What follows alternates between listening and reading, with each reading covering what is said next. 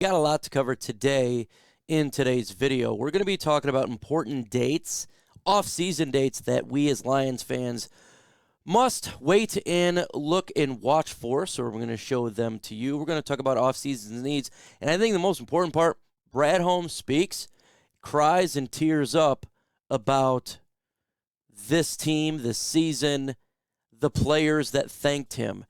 We're going to get into that. I would love to do a little dive there on that specific issue. But before we get into the video, if you're not a subscriber, less than 100 subscribers away, and we're at 6,000. So go ahead and hit that subscribe button so you don't miss out on the latest news and rumors regarding our Detroit Lions.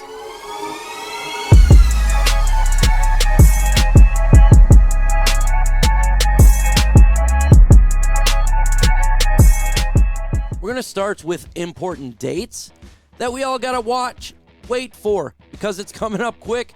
In all honesty, the NFL season never ends. It's 24/7. And it's proof, because February 4, we got the Senior Bowl. Very important for people to watch this. Players that the Lions could look to acquire, obviously. Who performs well, who does not perform well.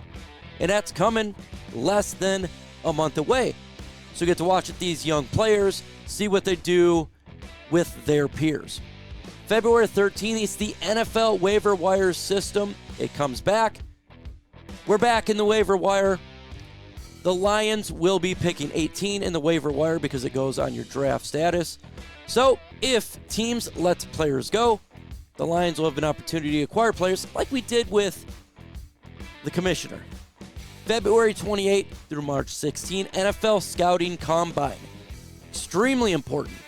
We are looking for player prospects, who's going to show out, risers, fallers, all sorts of talent during that period. Get to see who's going to be potential a Detroit Lion. I will be covering that quite a bit on this channel. March 7th, designating franchise tag or transition players. I don't think the Lions are going to be putting any franchise tag on any player this year.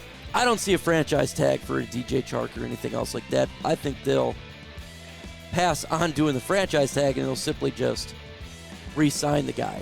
But it is important for other players out there who potentially could be hitting free agency. Get to see what other teams value regarding their players, and maybe a player like Daron Payne hits free agency, does not get that franchise tag. March 13th through 15th, 3 days before free agency. This is basically free agency, folks. That's where you're going to hear if they signed a player or not. It's crazy because March 15th is the actual start of the league year. That's when they officially signed. But March 13th is when it all begins. That's what we're going to be hearing when the players basically sign with the team. Let's continue on with more important dates here. March 26th through 29th, NFL annual meeting. I guess if there's new rules, stuff like that. Not really big of a deal. April 3, new coaches off-season workouts. It has nothing to do with us. We don't have a new head coach. April 17th, that's where we get to see the off-season workouts with the players from our team. And then obviously April 27 through 29, really the biggest one here, and that is the NFL Draft. We'll be covering here on Lions Nation Night. We'll be live in studio with Herman Moore, with Everything King, with Mark Oram, and the rest of the panel from LNU. Yeah, important dates, man. Important dates. It's all coming together. Off-season goes much quicker, and especially for us this time, because in years past, our season's been over after week 4. But since our season went all the way to the final week of the year, now it's really coming quick. You know, we get to really cover this stuff early for you guys, and it's going to come. We're going to get into it and have fun there. What's something else you need to get into is to go to LNUshop.com for the latest and greatest gear regarding our Detroit Lions. If you like shirts, hats, balaclavas, cups, footballs, little mini helmets, all of that is there for you on LNUshop.com. Let's continue on here with top 5 needs for our Detroit Lions. I put this all together. I think this is what we need to watch for free agency in the NFL draft. First free agency, though, cornerback. The Detroit Lions need cornerback, and I do believe they'll get a veteran, whether that will be a starter or a backup role.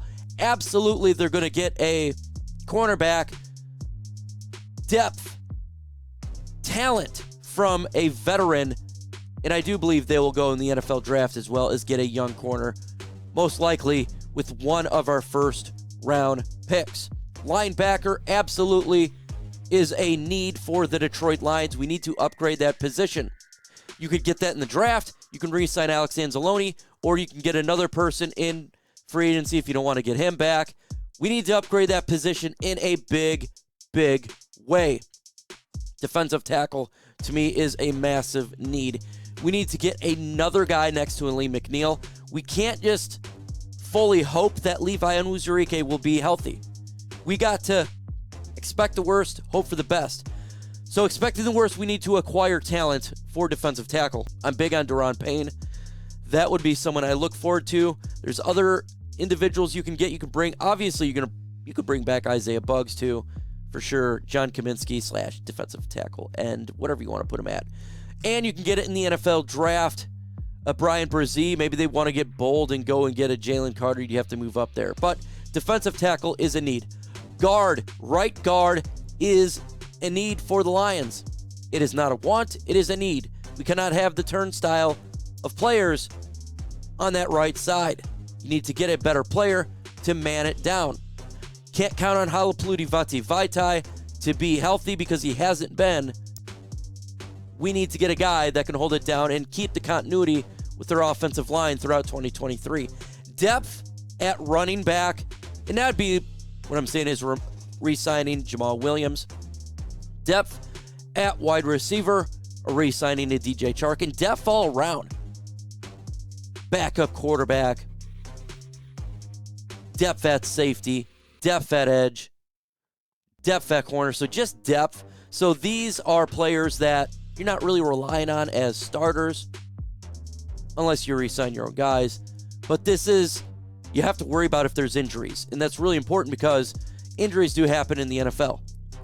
Very, very important.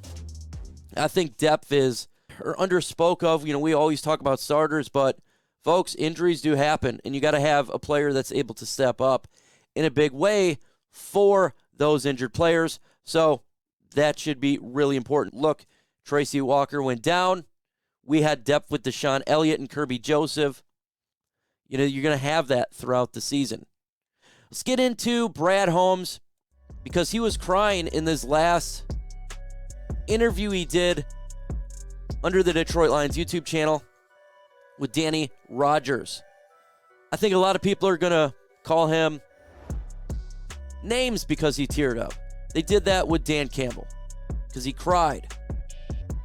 Go ahead and check the video out. I'll have it pinned to this video in the comment section and as well as in the description of this video. A lot of people are going to give Brad Holmes grief because he teared up talking about this talent pool and Amon-Ra St. Penei Sewell thanking him for drafting them to the Detroit Lions. I think this has many levels with the emotion here happening with Brad Holmes. And first off, I don't think he's a wuss or anything for tearing up.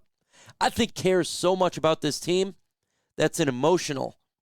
You got to understand, Brad Holmes took a risk leaving the Rams, coming to Detroit where general managers come to die. A lot of GMs have failed here. You can just go out through the years. I mean, this organization has been failing for a long time, and there's no success. You can't draft right. Firing coaches, failed seasons, misery. He took a risk coming here, becoming general manager. Comes in last year, 3 wins. You're hearing, when you start 1-6, oh man, you're feeling it. He's feeling it. Dan Campbell's feeling it. And then the players he drafted all start to succeed. Amon-Ra St. Penei Sewell, Lee McNeil, Kirby Joseph, Aiden Hutchinson, Malcolm Rodriguez, players he picked up, Khalif Raymond, DJ Chark. You just go through it. And they're succeeding. And the team gets to 9 wins. Everything that, all the hard work that he did is paying off. The hours that he put in, paying off. With scrutiny all over him and this coaching staff and the organization, leadership, all pounding because the Lions have been failing for so long. And then it succeeds. And it's succeeding, and the fruits of his labor is paying off. And having players say they want to be here because of the work that he did. Of course he's tearing up for joy. Of course. That's raw emotion. That's absolutely outstanding. I love seeing raw emotion. I do. It makes him more of a man, in my opinion. When you care so much. He's doing everything he can to make this organization successful. Same with Dan Campbell. Same with the coaching staff. They're doing everything they can because they know the difficulty of this. And now it's succeeding. And you see media loving the Lions, picking the Lions. The narrative has changed for Detroit. We are America's team now. Literally, we are America's team. The fans all around the NFL are rooting for us. Every fan base besides maybe the Green Bay Packers. But I'm getting, like for me, I'm seeing it all. They come in there.